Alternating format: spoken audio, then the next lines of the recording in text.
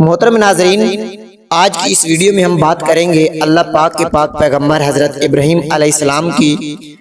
محترم ناظرین، اگر آپ ہمارے چینل پر نئے ہیں تو ہمارے چینل کو سبسکرائب کر لیں۔ چلتے ہیں ویڈیو کی طرف۔ بسم اللہ الرحمن الرحیم۔ شروع اللہ کے بابرکت نام سے جو بڑا مہربان نہایت رحم و کرم کرنے والا ہے۔ پیارے دوستو، جب ابراہیم علیہ السلام نے اپنے باپ آزر سے کہا کیا آپ بتوں کو معبود بناتے ہیں؟ میں آپ کو اور آپ کی قوم کو واضح گمراہی میں دیکھ رہا ہوں۔ مورخین اور تورات نے آپ کے والد کا نام طارق بتایا ہے اور کلام مجید نے آزر کے نام سے پکارا۔ اس لیے قرآن مجید اور مورخین کے خیالات میں فرق ختم کرنے کے لیے مختلف راہیں اختیار کی گئیں۔ ایک مفسر کا خیال ہے کہ حضرت کے والد آپ کی پیدائش کے بعد جلد دنیا سے رخصت ہو گئے۔ آپ کی تربیت آپ کے چچا نے کی، چچا کیونکہ باپ کے ہیں اس لیے قرآن حکیم نے آزر کو ابیا کے نام سے پکارا۔ دوسرے صاحب قلم کا اندیہ ہے کہ آپ کے والد کا اصلی نام طارق تھا، لیکن وہ محب صنم ہو نیکی کی وجہ سے آزر کہلایا۔ تیسرے مورخ نے تبیک کا راستہ تلاش کرتے ہوئے لکھا ہے کہ آپ کے باپ کا اصلی نام طارق اور وصفی پیشہ ورانہ نام آزر تھا۔ محترم ناظرین، بعض لوگوں نے لکھا ہے کہ ابراہیم علیہ السلام کے والد بت تراش کر بازاروں میں فروخت کیا کرتے تھے، حالانکہ جدید تحقیقات سے ثابت ہو چکا ہے کہ آپ کے والد مذہبی پیشوا اور اس زمانے کی حکومت میں مرکزی کابینہ کے رکن ہو، نیکی بنا پر حاکم وقت اور عوام الناس میں انتہائی احترام کی نگاہوں سے دیکھے جاتے تھے۔ بعض مورخین نے اس شہر کا نام قرینہ بھی لکھا ہے۔ ننار کا بت شہر میں سب سے اونچی جگہ رکھا گیا تھا، جس کے ساتھ اس کی بیوی ننگل کا مبد تھا۔ لوگ ان مزاروں کے سامنے مراقبے، سجدہ و طواف کرتے تھے۔ ننار کے مزار کی شان شاہی محل سراکی تھی۔ یہاں ہر وقت نئی عورت آ کر ٹھہرتی۔ یہاں بہت سی عورتوں نے اپنے آپ کو وقف کر رکھا تھا۔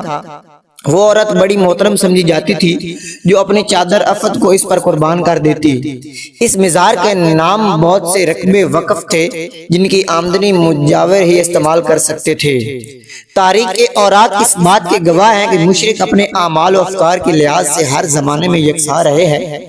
ملائکہ پرستی، جنات پرستی، بت پرستی، ستارہ پرستی، چاند پرستی، سورج پرستی کے علاوہ شاہ پرستی بھی ہوتی تھی۔ لوگوں کی بے علمی سے فائدہ اٹھاتے ہوئے بادشاہ اپنے آپ کو رب کہلاتا تھا۔ اس شرک و بدعت کی یلغار اور بھرمار میں رب کریم کا فضل و کرم جوش میں آیا۔ اس نے اس مرکز شرک کو خرافت میں حضرت ابراہیم علیہ السلام کو پیدا فرمایا۔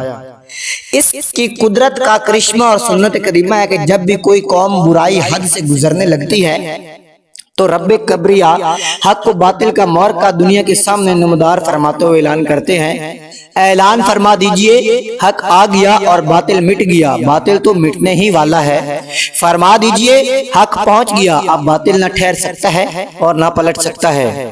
محترم ناظرین، واقعہ معراج ذکر کرتے ہوئے نبی مکرم صلی اللہ علیہ وسلم نے ارشاد فرمایا، مجھے جبرائیل علیہ السلام 7ویں آسمان پر لے گئے۔ میں کیا دیکھتا ہوں کہ ایک بزرگ شخصیت بیت المعمور کے ساتھ ٹیک لگائے ہوئے تشریف فرما ہے۔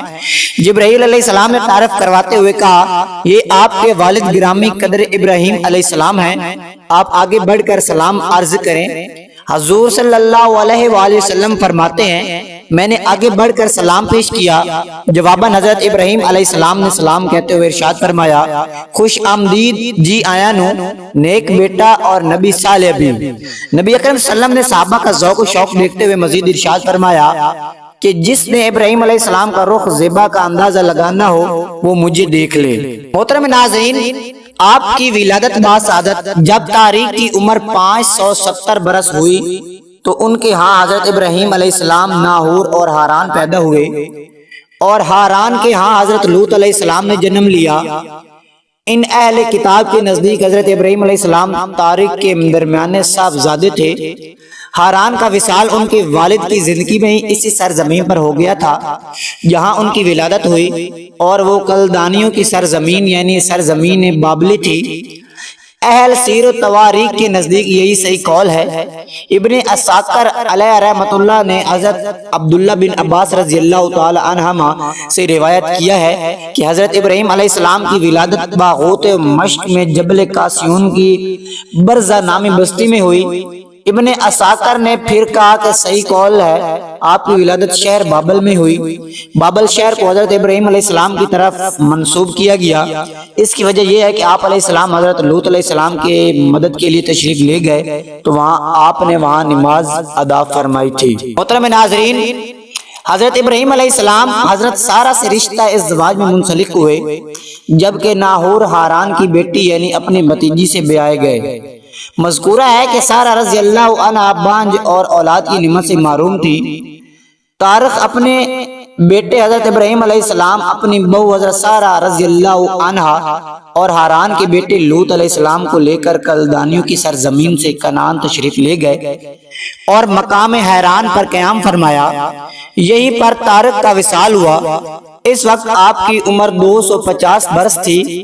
اس سے واضح تصریح ملتی ہے کہ آپ علیہ السلام کی ولادت ہارن میں نہیں ہوئی بلکہ کلدانیوں کی سرزمین یعنی شہر بابل یا اس کے گرد نواح میں ہوئی تھی۔ پھر یہ لوگ کنعانیوں کی سرزمین قاصد چلے گئے جو کہ بیت المقدس کے شہروں میں سے تھا۔ وہاں ہاران مقام پر انہوں نے سکونت اختیار کی۔ اس وقت یہ علاقہ جزیرہ شام کلدانیوں کے ماتحت تھے۔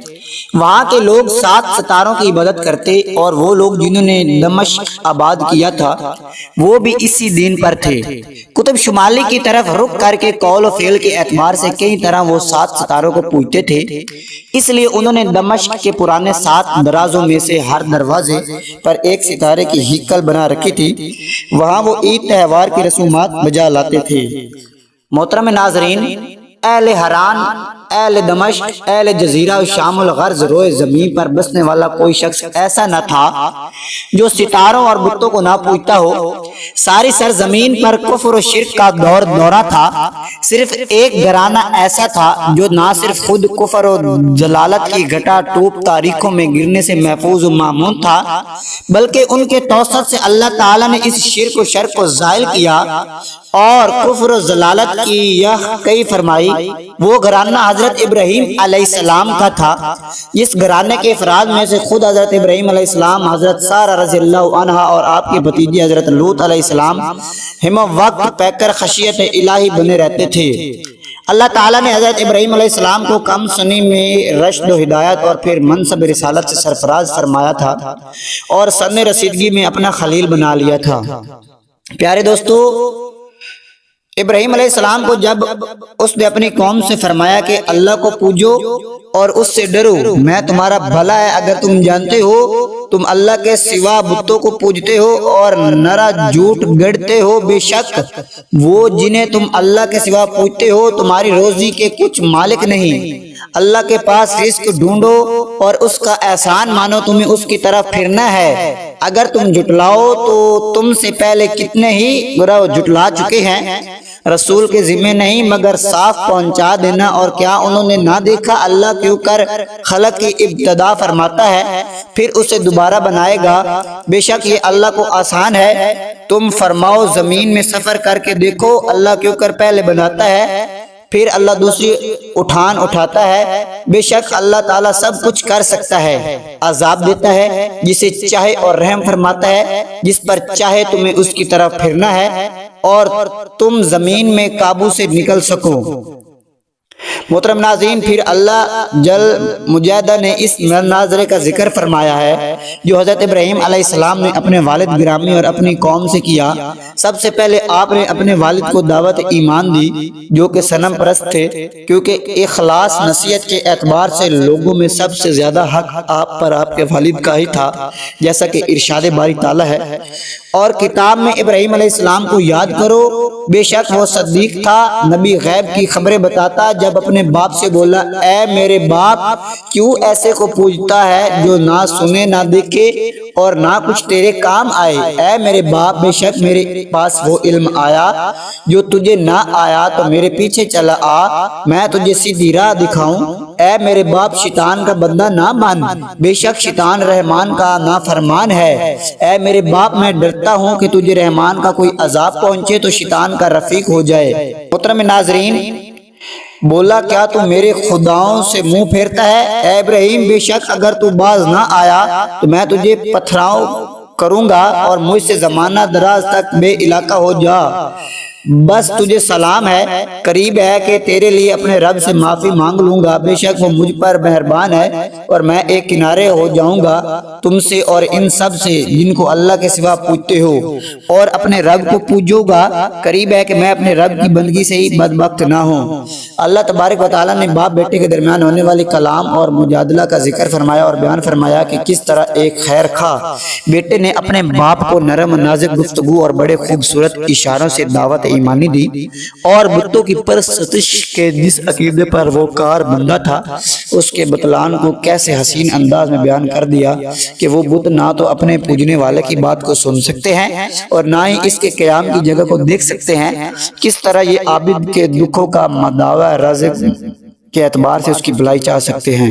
محترم ناظرین، اللہ جل شانہ نے حضرت ابراہیم علیہ السلام کے حوالے سے خبر دی ہے کہ ابراہیم علیہ السلام نے اپنی قوم کو صنم پرستی سے روکا اور قوم کے سامنے بتوں کی تحقیر و توہین اور ان کی تنقیس بیان کی، انہیں جھنجھوڑتے ہوئے کہا یہ مورتیں کیا ہیں جن کے آگے تم آسن مارے ہو، یعنی ان کے سامنے جھکے پڑے اور سراپا عجز و انکسار بنے ہوئے ہو۔ قوم نے کہا ہم نے اپنے باپ دادا کو ان کی پوجا کرتے پایا، ان کے پاس باپ دادا کے اس عمل کے علاوہ کوئی اور دلیل نہ تھی، اور اس دلیل کی بنیاد پر ہی وہ شرک جیسا کبھی عمل کرتے تھے۔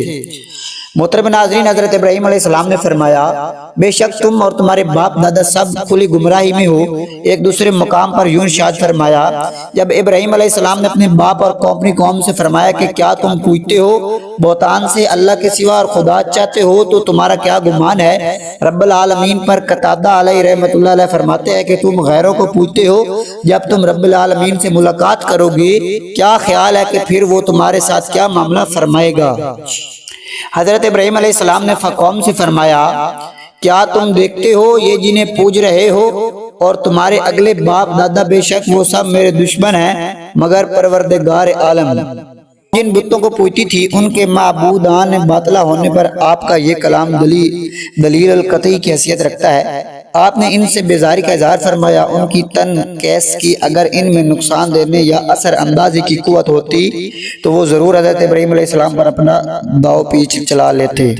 ہم نے جواباً کہا کیا تم ہمارے پاس حق لائے ہو کہ تم ہمیں ارشاد فرماتے ہو ہمارے بتوں کی تحقیر و تنقیس بیان کرتے ہو اور ان کی پوجا کے سبب ہمارے آباء و اجداد کی طعن و تشنیع کرتے ہو، کیا یہ برحق ہے؟ حضرت ابراہیم علیہ السلام نے فرمایا بلکہ تمہارا رب وہ ہے جو رب ہے آسمانوں کا اور زمین کا جس نے انہیں پیدا کیا، میں اس پر گواہوں میں سے ہوں، یعنی میں جو تمہیں فرما رہا ہوں بالکل برحق ہے۔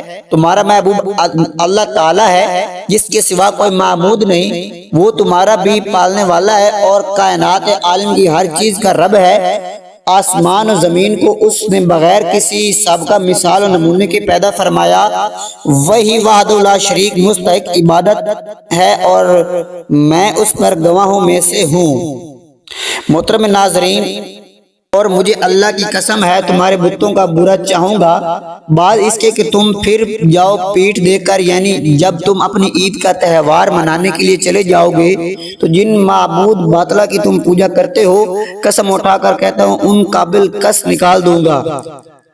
ایک قول یہ ہے کہ حضرت ابراہیم علیہ السلام نے اپنے آپ سے یہ بات کہی تھی کہ حضرت ابن مسعود رضی اللہ تعالی عنہ فرماتے ہیں کہ قوم کے بعض لوگوں نے یہ کلام سن لیا تھا، ان کے ہاں یہ معمول تھا کہ وہ ہر سال عید کا تہوار منانے کے لیے شہر سے باہر جمع ہوتے تھے۔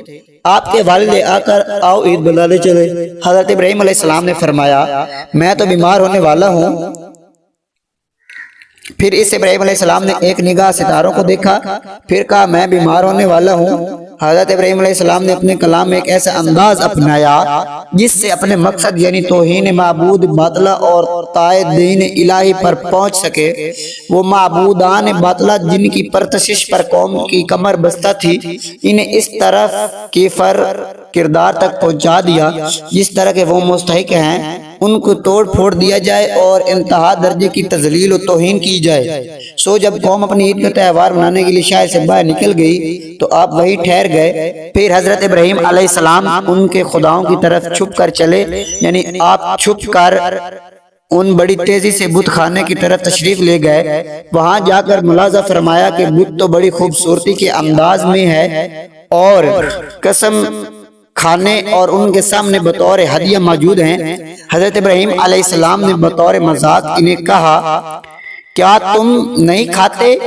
تمہیں کیا ہوا ہے؟ تمہیں بولتے تو لوگوں کی نظریں بچا کر انہیں دائیں ہاتھ سے مارنے لگے، کیونکہ دایاں ہاتھ زیادہ طاقت والا، سخی سے پکڑنے والا، زیادہ تیز اور زیادہ قہر والا ہوتا ہے۔ آپ کے ہاتھ میں جو کلہاڑا تھا اس کے ساتھ بتوں کو توڑ دیا، جیسا کہ ارشاد خداوندی ہے، تو ان سب کو چورا کر دیا، یعنی مکمل طور پر توڑ دیا، مگر ایک کو چھوڑ دیا جو ان کا سب کا بڑا تھا، شاید وہ اس سے کچھ پوچھے۔ منقول ہے کہ حضرت ابراہیم علیہ السلام نے کلہاڑا بڑے بت کے ہاتھ میں دے دیا۔ یہ اشارہ تھا اس امر کی طرف کہ بڑے بت نے غیرت کا مظاہرہ کیا ہے کہ اس کی موجودگی میں چھوٹے بتوں کو کیوں پوجا جاتا ہے۔ جب قوم عید منا کر واپس پلٹی تو دیکھا کہ ان کے معبودوں کے کس بل نکل چکے ہیں۔ بولے کس نے ہمارے خداؤں کے ساتھ یہ کام کیا ہے؟ بے شک وہ ظالم ہے۔ احمق کہیں گے حضرت ابراہیم علیہ السلام عمل میں ان کے لیے ظاہری طور پر دلیل موجود تھی۔ اگر ان کے پاس عقل کا ذرہ ہوتا تو وہ سوچتے کہ وہ معبود جنہیں وہ پوجتے تھے ان پر اتنی بڑی آفت نازل ہوئی کہ وہ ریزہ ریزہ ہو گئے۔ اگر واقعی یہ معبود ہیں تو جس نے اسے تکلیف پہنچائی اس سے اپنا دفاع کیوں نہ کر سکے؟ لیکن اس فہم ادراک کا برعکس اپنی جہالت، کم عقلی، کثرت، ضلالت اور احمقانہ سوچ کی بنا پر کہنے لگے کس نے ہمارے خداؤں کے ساتھ یہ کام کیا ہے؟ بے شک وہ ظالم ہے۔ ان قوم میں سے کچھ بولے ہم نے ایک جوان کو انہیں برا کہتے سنا جسے ابراہیم کہتے ہیں، یعنی ان بتوں کے عیب اور نقص بیان کرتا اور انہیں ذلیل و حقیر سمجھتا ہے، وہی انہیں توڑنے کا پختہ عہد کر سکتا ہے۔ حضرت عبداللہ بن مسعود رضی اللہ تعالی عنہما کے قول کے مطابق حضرت ابراہیم علیہ السلام نے ان کے سامنے یہ ذکر کیا تھا، اور مجھے اللہ کی قسم ہے میں تمہارے بتوں کا برا چاہوں گا بعد اس کے کہ تم بھی پھر جاؤ پیٹھ دے کر۔ قوم کے لوگ بولے اس ایسے لوگوں کو سامنے لاؤ، شاید وہ گواہی دیں، یعنی ایک عظیم اجتماع میں انہیں لوگوں کے سامنے پیش کیا جائے تاکہ لوگ اس کی باتوں پر شہادت دیں، اس نقطہ نظر کو سنیں اور اس کے معبودوں پر جو آفت آئی ہے اس نے نازل کی، اس پر قصاص کے طور پر پھر سب مدد کریں۔ محترم ناظرین، حضرت ابراہیم علیہ السلام کے مقاصد و عزائم میں سے ایک عظیم مقصد یہ بھی تھا کہ کہیں ایسا موقع میسر آئے جہاں بتوں کے سارے پجاری جمع ہوں اور ان کے سامنے بتوں کے بطلان پر دلائل دیے جائیں۔ ایسا ہی موسیٰ علیہ السلام نے فرعون سے کہا تھا۔ اللہ تعالیٰ ارشاد فرماتا ہے کہ تمہارا وعدہ میلے کا دن ہے اور یہ لوگ بھی چڑھے جمع کیے جائیں۔ سارے لوگ جمع ہو گئے اور حضرت ابراہیم علیہ السلام کو بھی لے آئے تو انہوں نے کہا کیا تم نے ہمارے خداؤں کے ساتھ یہ کام کیا ہے؟ اے ابراہیم، آپ نے فرمایا بلکہ ان کے بڑے نے کیا ہوگا۔ ایک معنی اس کا یہ بھی ہے کہ حضرت ابراہیم علیہ السلام نے فرمایا کہ اس بڑے بت نے مجھے ان بتوں کو توڑنے پر کہا، بلکہ حضرت ابراہیم علیہ السلام نے فرمایا ان سے پوچھو اگر بولتے ہیں۔ حضرت ابراہیم علیہ السلام کی اس کلام کا مقصد یہ تھا کہ جو قوم خود اس بات کی طرف مائل ہو جائے گی یہ تو بولتے نہیں پھر اعتراف کر لیں گے کہ یہ بھی دوسرے پتھروں کی طرح محض ایک پتھر ہیں، تو اپنے جی کی طرف پلٹے اور بولے بے شک تم ہی ستمکار ہو، یعنی ایک دوسرے پر ملامت کرنے لگے اور کہنے لگے بے شک تم تو ظالم ہو کہ ان بتوں کے پاس کوئی محافظ چوکیدار بھی نہ چھوڑ گئے۔ محترم ناظرین، پھر اپنے سروں کے بل اندائے گئے، اپنے اسی دین کی طرف پلٹ گئے جس پر وہ کاربند تھے، یعنی تم اس کی عبادت کرنے میں ظالم۔ جبکہ قتادہ علیہ رحمۃ نے کہا کہ قوم حضرت ابراہیم علیہ السلام کا کلام سن کر حیرت میں ڈوب گئی، یعنی سرنگو ہو گئے کہ تمہیں خوب معلوم ہے کہ یہ بولتے نہیں۔ اے ابراہیم، جب تم خوب جانتے ہو تو پھر ہم سے ایسا سوال کیوں کرتے ہو؟ حضرت ابراہیم علیہ السلام نے فرمایا تو کیا اللہ کے سوا ایسے کو پوچھتے ہو جو تمہیں نفع دے اور نقصان پہنچائے؟ ناظرین، قوم کے لوگ بولے ان کو جلا دو اور اپنے خداؤں کی مدد کرو اگر تمہیں کرنا ہے۔ ہم نے فرمایا آگ ہو جا ٹھنڈی اور سلامتی ابراہیم پر۔ انہوں نے اس کا برا چاہا تو ہم نے انہیں سب سے بڑھ کر ضیاء کر دیا۔ قوم نے اس عظیم منصوبے کو پایا تکمیل تک پہنچانے کا آغاز کیا کہ کفار اپنی طاقت و استطاعت کے مطابق لکڑیاں جمع کرنے لگے، یہاں تک کہ جمع کرتے کرتے ایک عرصہ لگ گیا۔ اسی دوران اگر کوئی عورت بیمار ہو جاتی تو نظر مانتی کہ اگر صحت یاب ہو جائے تو ابراہیم علیہ السلام کو بھسم کرنے کے لیے آگ کے الاؤ میں لکڑیوں کا گٹھلا لا کر ڈالے گی۔ پھر قوم نے ایک بہت بڑا گڑھا کھودا اور ساری لکڑیاں اس گڑھے میں ڈال کر انہیں آگ لگا دی۔ آگ بھڑکنے لگی اور اس کے شعلے آسمان سے باتیں کرنے لگے۔ آگ کے انگاروں کی بلندی کا یہ عالم تھا کہ روئے زمین پر ایسی آگ کبھی نہ دیکھی۔